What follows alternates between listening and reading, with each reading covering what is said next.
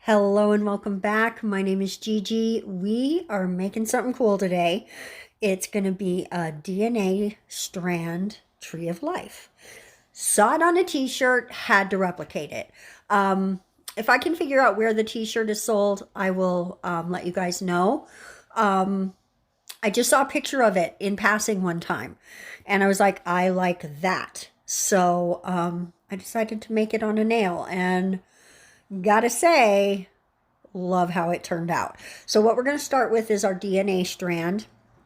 And basically, as you can see, I lined all the nails up and put the dots where I wanted everything to go, so everything was nice and even, nice and even. And now we're making the shape of the twists in the DNA strand, right? And really, if you think of it, it's sort of the shape of a mouth if you were singing or screaming or just yawning even. It's just an open mouth shape, right? Without all the little extras, like the little bit at the top or anything like that. So just, it's sort of the same shape as a mouth. So it's pretty easy to do. We're just going to shape it out here. And then the DNA strand has those lines in the middle that are actually holding the two bigger pieces together, like they're connected with that. Because if you look at it more three-dimensionally, it's not really, they're not connecting with each other on the sides like it looks like they are when you draw it two-dimensionally. They're really twisting around each other, and those lines are like a ladder holding them together. DNA looks so cool when you see it. I think anyway, I think it's super awesome. So we're just making those little lines in between now. And that is going to give us our DNA strand. The DNA strand portion of the nails. And that's running across the 3 nails in the middle, of course. And there they are. That's our DNA strand. And now we're going to color it. What is that? What is going on with that yellow? Why is it? And look at how it made all of the rest of the footage kind of fuzzy. I don't understand why it's pixelating that way. It's very, very odd. You can even see it's doing it on the brushes. And it's only the yellow. So that yellow is very neon, I guess, and it really went crazy. So I've never seen that before on any of my videos or anyone else's. So has that happened to you? Sorry, a little break there for my grandson, but back to what I was saying. Has that happened to anybody? Have you guys ever had that weird black pixelization in your videos when it comes to working with the powders? That's crazy weird to me, I think. Anyway, now we're going to come in and start working with the tree, and then on the other nail we'll do the roots. The tree, I enjoyed making this so much.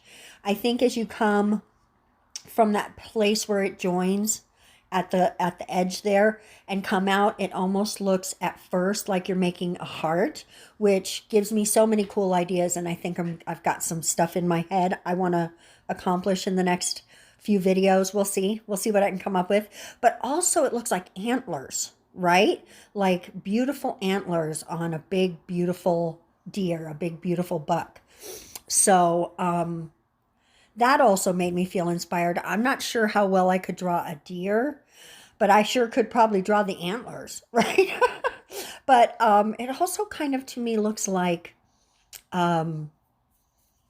lightning. Sorry, the word would not come to my mind. Now, everywhere that I want to put a leaf, I'm just putting a little dot.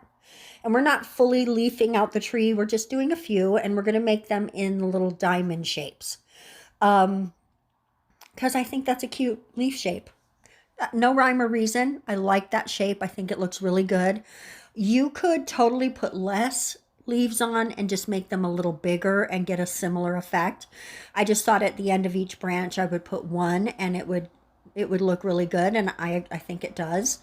It's super fun to make them and really easy. From a dot, it's super easy to get to a diamond shape. My grandson is almost 2.5, and he is all of his toys and all of his games and stuff are teaching him colors and letters and numbers and shapes. And so I'm learning different names for a lot of the shapes. Like everything I've been calling a diamond shape when you watch the videos or read in the books or the flashcards, I think they're calling it a rhombus or something. And then I never did really know what the parallelogram was called, but it's a parallelogram. So not only is my grandson learning, his grandma is learning too. So that's really fun when you pick up your gaps in your knowledge, right? Everybody got gaps. Don't be ashamed. Everybody's got gaps. So now we're coming in with our colors and just coloring out the tree. Now I cut out all of the cleanup work on this, and there was a lot of tiny brush and alcohol cleaning, because even though I did put a matte top coat and I buffed it out, this Gelixir matte top coat likes the powder. It really, really does. So there was a lot of cleanup. And I think if I were to do something like this next time, I would just try to use a regular base coat and really clean that inhibition layer and then buff it out. So we may be doing some experiments coming up soon to see what the powders do and do not like to stick to, because I've been finding they really like to stick to a lot of things. Maybe even doing a top coat and doing the art on top of that with a buffing would be cool, but we'll see. We'll see. Okay, it's time for top coat. I'm going to start by top coating the tree portions of the nails, the thumb and the pinky. Then we're going to pop those in the lamp. Then I'm going to do the other three, but I'm just going to show you the one because the process is exactly the same. We're going to add a little embellishment at the top with some little gold half pearls and some gems. If you're going to wear something like this, use something more substantial than top coat. I'm just cheap. If you're new to the channel, I'm cheap.